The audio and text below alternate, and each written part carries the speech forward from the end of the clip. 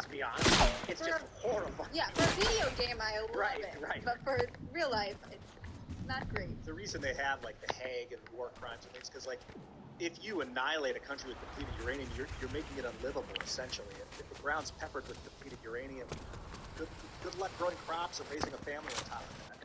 So it's like salting earth. I mean, it's definitely a heinous war crime in my opinion, but out of desperation and armored tanks that can't be penetrated, they've had no arguably other choice. I think we may see some kind of I think World War III.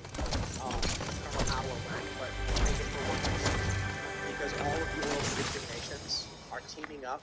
China is working these deals to do oil deals and trade with Iran as global power. The United States and nations will never allow that.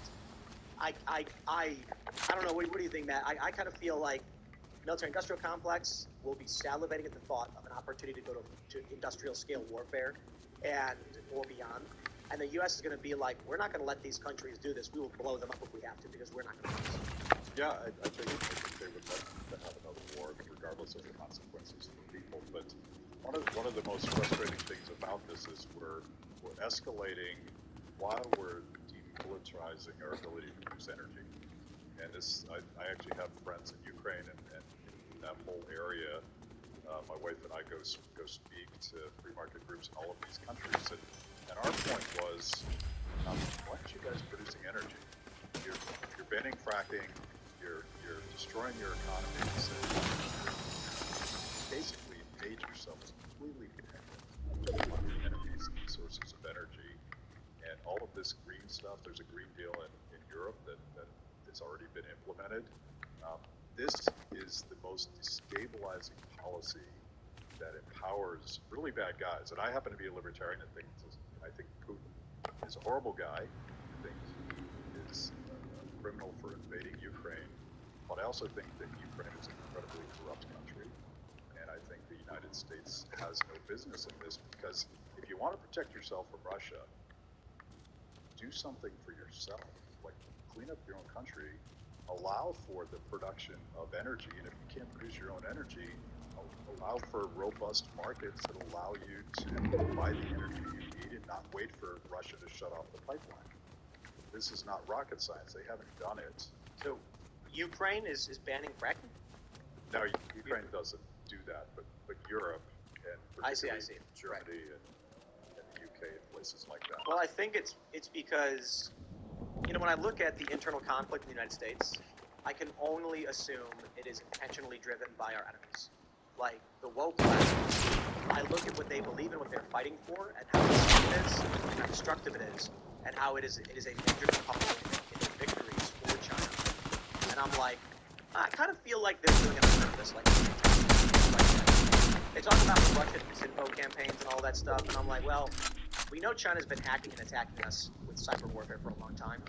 I wouldn't be surprised if a large component of the culture war is intentionally driven. And they did talk about this with Russia.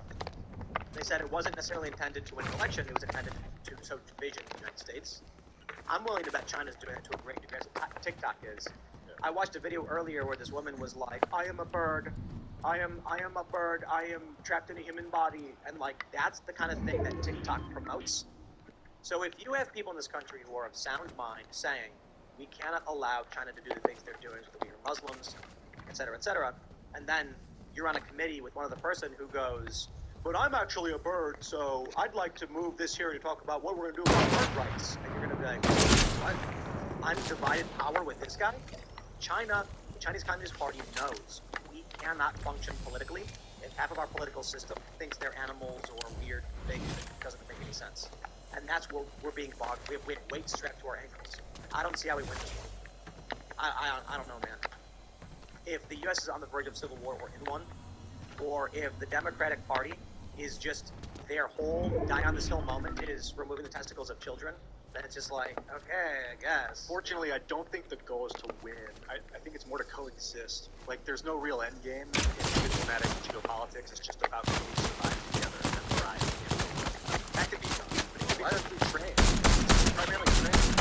I wish that's what the world was doing. Trade. China and Russia trying to coexist together. China and Russia at the moment. like yeah. Okay. Mexico and the United Yeah, I States. think So that hold is an on, element of diplomacy that is like, how can we work together against our common enemy. against our common enemy or in a way that allows me to continue doing the